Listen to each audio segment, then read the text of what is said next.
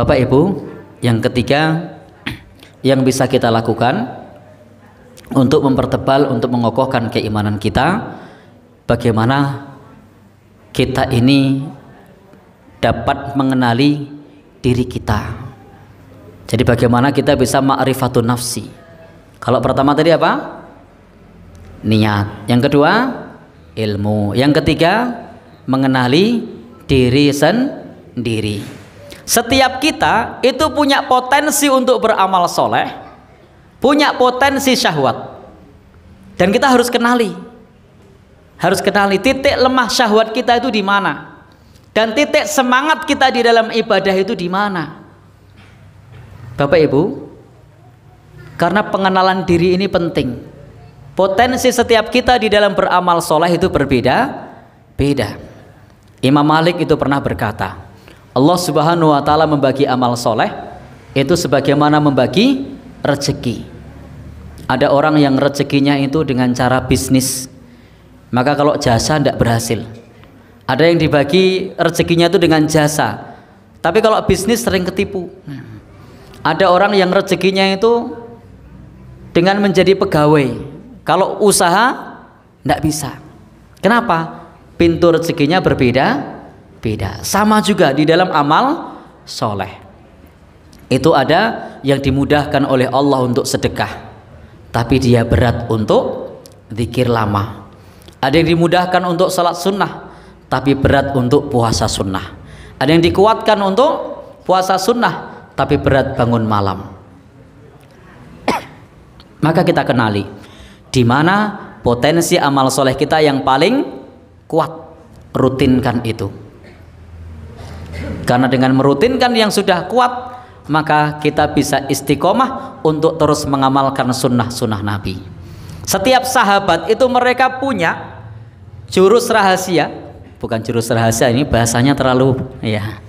Setiap para sahabat itu punya jurus andalan di dalam beramal soleh.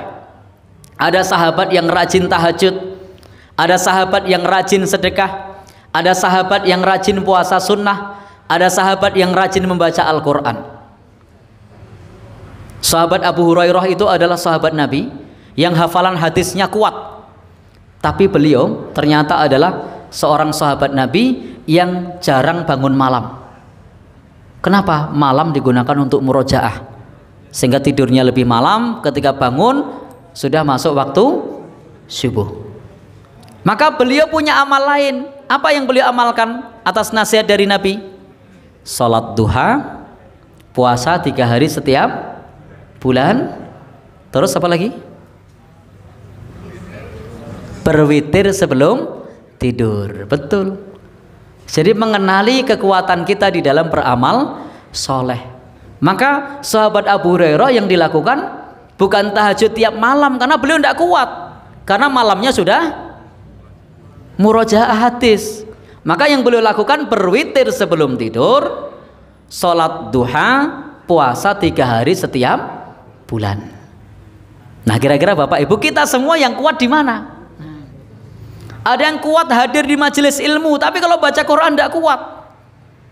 Di majelis ilmu tuh kuat, datang semangat pengajian-pengajian, tapi baca Quran dapat 2 halaman berutir aja, Mak. Ya sudah. Berarti jenengan cocok untuk hadir ke majelis ilmu, lalu tularkan ke yang lain. Balighu anni walau ayah. Maka teman-teman tablik perlu didata ini, yang rajin pengajian itu untuk dijadikan kader mubalik. Kenapa? Mengenali kekuatannya masing-masing. Ada pula yang kalau baca Quran itu kuat, tetapi di sisi lain itu lemah. Maka kita kenali. Demikian pula kita mengenali diri kita, hawa nafsu kita. Kita itu lemah di mana? Karena setiap kita ada pintunya masing-masing. Inna nafsa la ammaratum bisu. Karena nafsu itu senantiasa memerintahkan untuk berbuat buruk. Nah, jadi hawa nafsu itu senantiasa memerintahkan manusia berbuat buruk. Maka kita kenali hawa nafsu kita. Oh, saya ini bawaannya marah. Berarti ingat-ingat tiap hari, jangan marah, jangan marah, jangan marah. Nah, kelemahan saya itu suka sedih. Ingat tiap hari, jangan sedih, jangan sedih, jangan sedih. Ada yang ingat kelemahan saya itu suka mengeluh, diingat-ingat, jangan mengeluh, jangan mengeluh, jangan mengeluh. Kenapa? Karena setiap kita punya kelemahannya masing-masing. Sabarnya ada, ibadahnya tertib, tapi kalau ketemu orang tuh sambatnya warna-warna. Ada yang begitu? Maka diperbaiki supaya tidak mudah sambat untuk mengendalikan hawa nafsunya. Ada yang dia itu Masya Allah luar biasa, di dalam menyampaikan ilmu agama juga luar biasa, tetapi mudah jatuh cinta. Nah, loh itu juga kelemahan. Nggih mboten Pak Ustaz? Maka harus diingat, saya sudah punya istri, saya sudah punya istri, saya sudah punya istri. Nah, harus diingat-ingat itu. Kenapa? Karena kalau kita tidak mengenali diri kita, titik lemah kita, maka kita akan terjatuh pada kesalahan yang sama. Saya mengenali ini dari pasien-pasien ruqyah saya. Ada orang yang dia itu kena gangguan itu karena apa?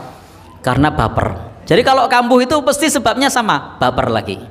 Sebabnya besok sama, kena lagi, baper lagi. Maka kita kenali. Nah, jadi Bapak Ibu kenali titik lemah kita di dalam yang digoda oleh setan mudah untuk bermaksiat itu di mana. Ada yang modelnya orang itu ngutangan. Iya. Titik lemahnya di situ. Sebenarnya masalahnya itu sudah tidak ada, sudah baik-baik saja, tapi tergoda untuk ngutang. Begitu sudah ngutang, masalah timbul. Besok kemudian sudah diusahakan dilunasi, sudah tidak ada masalah, ngutang lagi. Maka selalu diingat, jangan ngutang, jangan ngutang, jangan ngutang, harus diingat-ingat. Baik. Bapak Ibu, ada kelemahan kita apa? Sudah dikenali? Sudah. Ya. Kalau sudah dikenali berarti tinggal tadi optimalkan kemampuan kita di dalam beramal soleh. Kemudian tadi ya, kendalikan potensi kita di dalam bermaksiat. Ini namanya mengenali diri sendiri. Ada yang kelemahannya itu kalau tergesa-gesa bawaannya marah.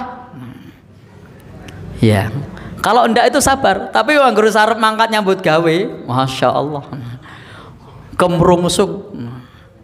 Ada enggak yang begitu kira-kira? Oh banyak. Nah, berarti harus kita kenali pintu setan menggoda kita itu di mana. Maka tutup pintu itu supaya kita dapat mengokohkan iman.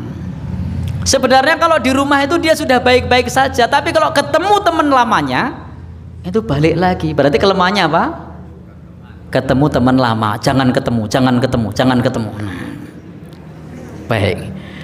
Jadi harus dikenali.